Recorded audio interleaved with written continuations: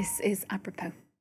Well, as the most severe heatwave ever recorded here in Europe moves eastwards, the French government has been defending its response to the extreme temperatures, saying it will prepare for future episodes. With about 1,000 excess deaths reported during the hot spell, hospitals and morgues, particularly here in Paris, say they were overwhelmed. Charlie James has more.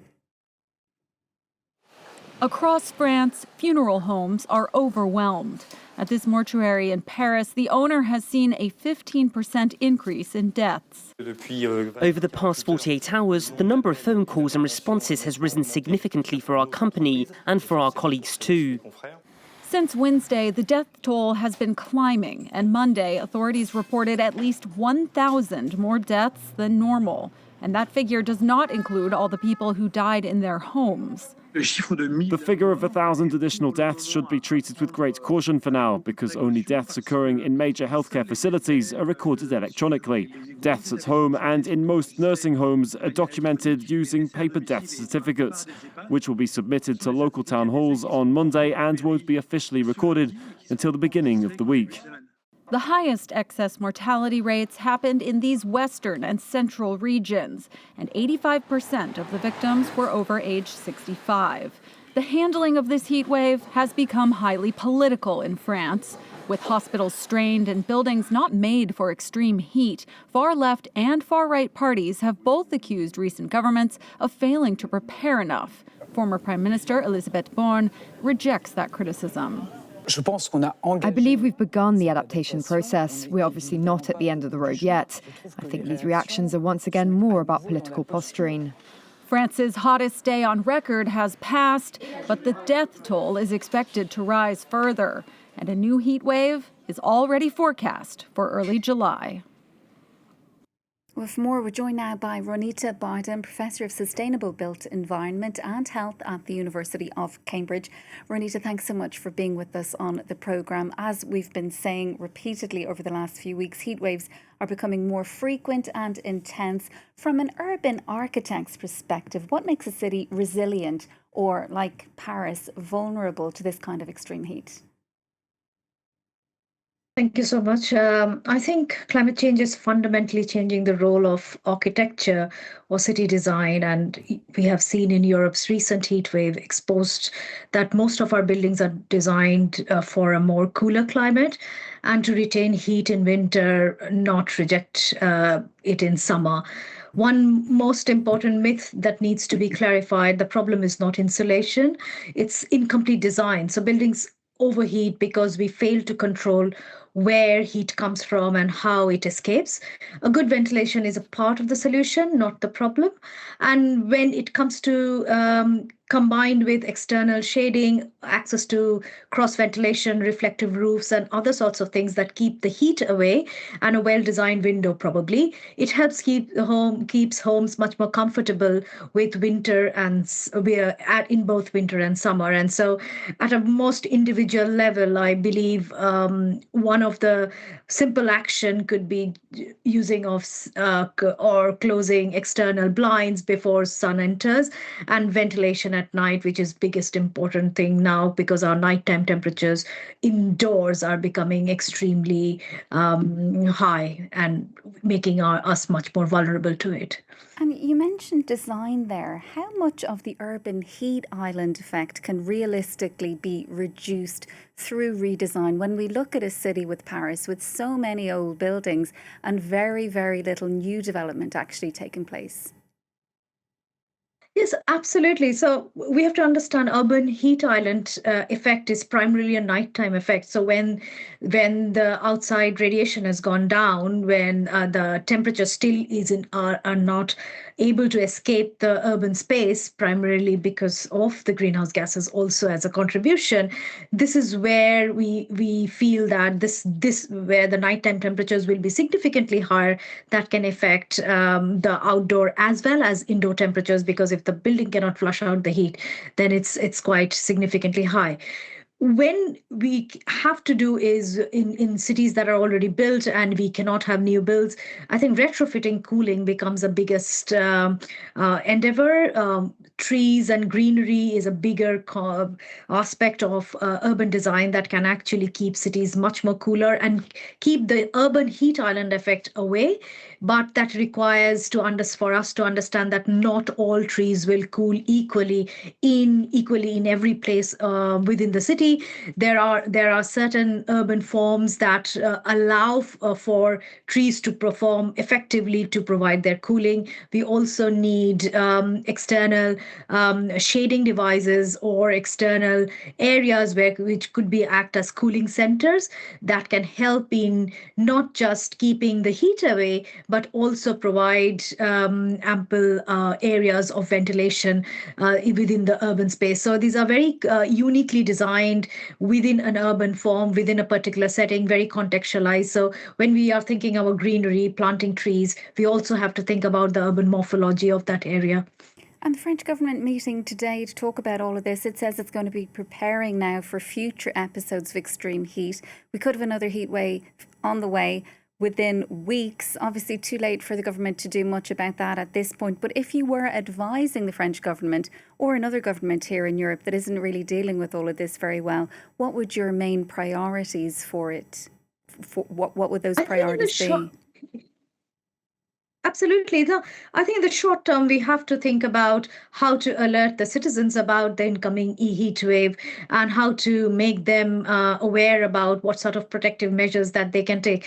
And it's at this point, it's more about, in the short term, more about understanding emergency alert systems, creating zones of cooling zones where citizens who are unable to stay at homes can actually, and has to go out, can actually seek refuge. Also provide ample areas where citizens can hydrate. But also people who are indoors, they need to also be aware of when to actually open the windows and when to keep it closed during this heat wave, and how to effectively ventilate their home so that their nighttime indoor temperature, although outdoor temperature is significantly higher, but the indoor temperature is lower, and how can you use very frugal understanding of creating much more ventilation pathways within our existing buildings. So I think advisory should be given from both ends, how to tackle the people who are unable to stay indoors, but also how to tackle the indoor overheating. Additionally, I believe we need to also shift certain activities throughout the day based on which time of the day it will be extremely hot. So these sort of very prominent advisory should be given much ahead in time for providing preparedness, allowing time for preparedness for the citizens. And in the short term, that I believe these are some of the things can be done. The advisory could also include how to create shading over the windows that actually allow a lot more solar insolation, which means your house is getting warmer and heated during the day much more, and so you need to flush out much more heat. So these are some of the short-term immediate advisory that citizens should take care of. Also about also keep themselves hydrated all the time with water, which is essential. Not other sorts of fluids that actually are diuretic and can drain off the water from our body. Also, additionally, clothing and what type of clothing should be worn during to protect themselves from the scorching heat, but also allow them to allow some ventilation when they are wearing those sort of clothing. So avoid things that insulate, keep our body warmer. So avoid materials that doesn't allow for ventilation. And Ronita, are there any European cities that are getting all of this right when it comes to introducing heat adaptation measures? And what can a city like Paris learn from them? Sure. So some of the cities are undertaking long-term measures in terms of identifying where these refuge cool centers should be. Some of the cities are taking into account these sort of measures as an emergency response systems, alerting the citizens much ahead in time. And so short-term measures can easily be adopted because it's a similar context, and people react and behave accordingly within this sort of a setting. So I would say these short-term measures that are being taken across different other cities. I know Greece is taking some of the measures in terms of in terms of allowing their citizens to seek refuge in cooling centers. I'm aware of Spain doing some of these work, and of course in UK we have short-term and long-term goals in terms of there is a lot of heat action plans that are being built currently so that the future resiliency could be built. But in the short term, a lot of good advisory around how to ventilate their homes, when to stay indoors, and how to keep themselves protected from this extreme heat. So these combination of both short term and long term interventions is required.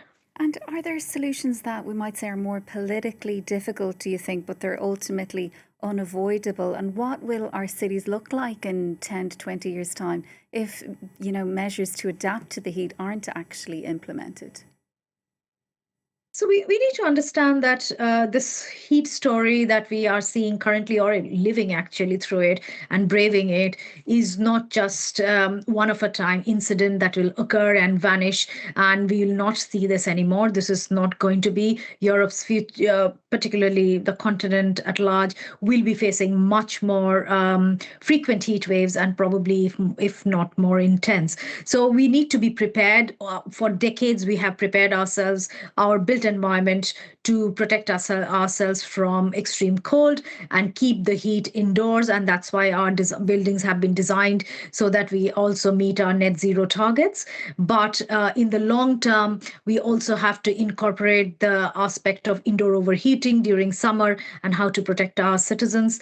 Ultimately, I believe architecture and the city design is becoming more of a public health infrastructure front line of defense in this warming world. So our cities will need to adapt. Otherwise, we are looking for much more effects in public health impacts in terms of productivity. We are also looking at large population who are vulnerable to be much more vulnerable and lose the resilience. So resilience need to be built within not just within the city infrastructure through emergency response, which is currently a case because we are braving the situation currently, but we need to build resilience, and we need to also while we are retrofitting our buildings to make it net zero, so make our buildings much more energy efficient during the winter months. We need to retrofit our buildings so that we can ventilate well during the summer months and keep ourselves protected from the scorching heat.